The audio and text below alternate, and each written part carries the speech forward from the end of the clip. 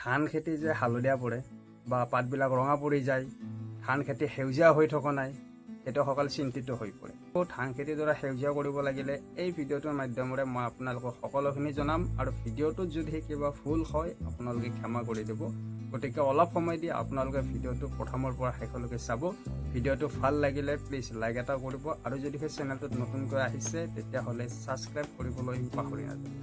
এতিয়া বন্ধুবান্ধৱসকল, বলক তেন্তে মূল কথালৈ আগবাঢ়ো। প্ৰথম কাৰণ হৈছে নাইট্ৰজেনৰ অভাৱ, এইটো হৈছে 1 নম্বৰ। 2 নম্বৰ হৈছে জিংক ফাৰ্টিলাইজাৰৰ অভাৱ।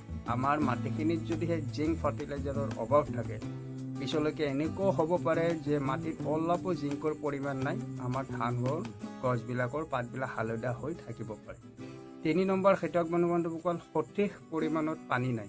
আমাৰ ধাননি পথাৰত যদিহে পানী একেবাৰে নাই, একেবাৰে মাটি শুকাই গৈছে, তেতিয়াহ'লে আমাৰ ধান খেতিডৰাৰ পাতবিলাক হালধীয়া হৈ পৰিব পাৰে। 4 নম্বৰ কাৰণ হৈছে খেতিয়ক বন্ধুবান্ধৱসকল, বহুতো ৰোগ, বেক্টেৰিয়া, ভাইৰাছ জাতীয় আপোনাৰ কীট পতংগৰ আক্ৰমণৰ ফলতো আমাৰ ধান খেতিডৰাৰ পাতবিলাক আপোনাৰ হালধীয়া হৈ পৰিব পাৰে, ৰংচুৱা হৈ পৰিব পাৰে। এইকেইটা হৈছে খেতিয়ক বন্ধুবান্ধৱসকল হালধীয়া হোৱাৰ ধান খেতিডৰাৰ কাৰণ। এতিয়া যাদু আহক খেতিয়ক বন্ধুবান্ধৱসকল, যদি আপোনাৰ ক্ষেত্ৰতো এনেকুৱা হৈ আছে বা ধান খেতিডৰাক এটা নতুন ৰূপ দিব পাৰি। খেতিয়ক বন্ধুবান্ধৱসকল, আমি সকলোৱে জানো যে ৰোৱাৰ 20ৰ পৰা 25 দিন পিছত আমি প্ৰথম ভাগ সাৰ ছটিয়াব লাগে, যাক কয় টপ ড্ৰেছিং।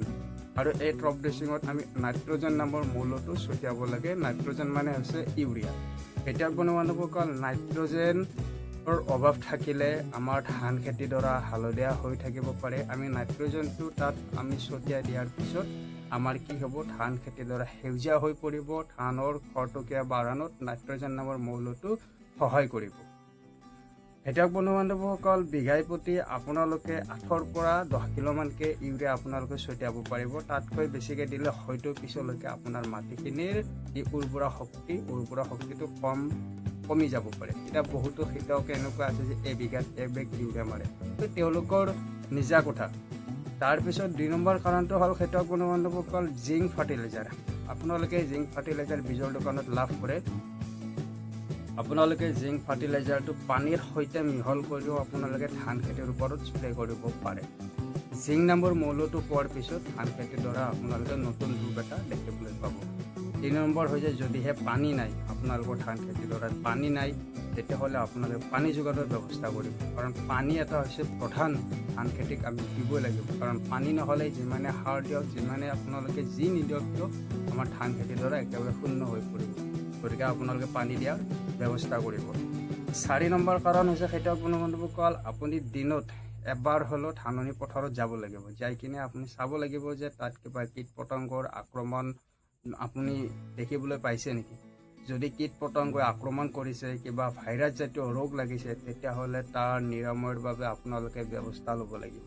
খেতিয়ক বন্ধুবান্ধৱসকল, আপোনালোকে বীজৰ দোকানত গৈ কিনে আপুনি যি দেখি আহিছিল, ধাননি পথাৰত যেনেকুৱা পোক দেখিছিল, বা মোবাইলত আজিকালি ধুনীয়া কেমেৰা আছে, আপোনালোকে পিকচাৰ এটা লৈ বীজৰ দোকানত গৈ আপোনালোকে ক'লে আপোনালোকে ঔষধ দিব। বা তাতকৈ অধিক যদি আপোনালোকে আৰু জানিব বিচাৰে, তেতিয়াহ'লে আপোনালোকে কৃষি বিজ্ঞান KVK নতুবা এগ্ৰিকালচাৰ অফিচৰ সৈতে যোগাযোগ কৰি আপোনালোকে নিৰাময়ৰ ব্যৱস্থা ল'ব পাৰিব। তো খেতিয়ক বন্ধুবান্ধৱসকল, এই ভিডিঅ'টোৰ মাধ্যমে আপোনালোকক মই হালধীয়া বা ৰঙা হোৱাৰ কাৰণকেইটা ক'লোঁ, আৰু আপোনালোকে হালধীয়া বা ৰঙাৰ পৰা ধান খেতিডৰাক ৰক্ষা কৰি সেউজীয়া কৰিব পৰা কাৰণকেইটা ক'লোঁ। আপোনালোকে এইখিনি ব্যৱস্থা কৰি ধাননি খেতিডৰাক বচাব পাৰিব। খেতিয়ক বন্ধুবান্ধৱসকল, ইউৰিয়া আপোনালোকে সকলো ইউৰিয়াতে 46% নাইট্ৰজেন পায়, আৰু নাইট্ৰজেনটো হৈছে প্ৰধান। আমি ইউৰিয়াক দিব লাগিব, আমি ধান খেতিত দিব লাগিব। তো খেতিয়ক বন্ধুবান্ধৱসকল, আশা কৰোঁ আপোনালোকে এই ভিডিঅ'টো চাই কিছু উপকৃত হ'ব পাৰিলে। ভিডিঅ'টো ভাল লাগিলে ভিডিঅ'টো এটা লাইক কৰিব, লগতে চেনেলটো ছাবস্ক্ৰাইব কৰিবলৈ পাহৰি নাযাব, কিয়নো আগলৈকো আপোনালোকে এনেকুৱা ইনফৰ্মেটিভ ভিডিঅ' এই চেনেলটোৰ মাধ্যমেৰে লাভ কৰি থাকিব। ধন্যবাদ। জয় অসম, জয়।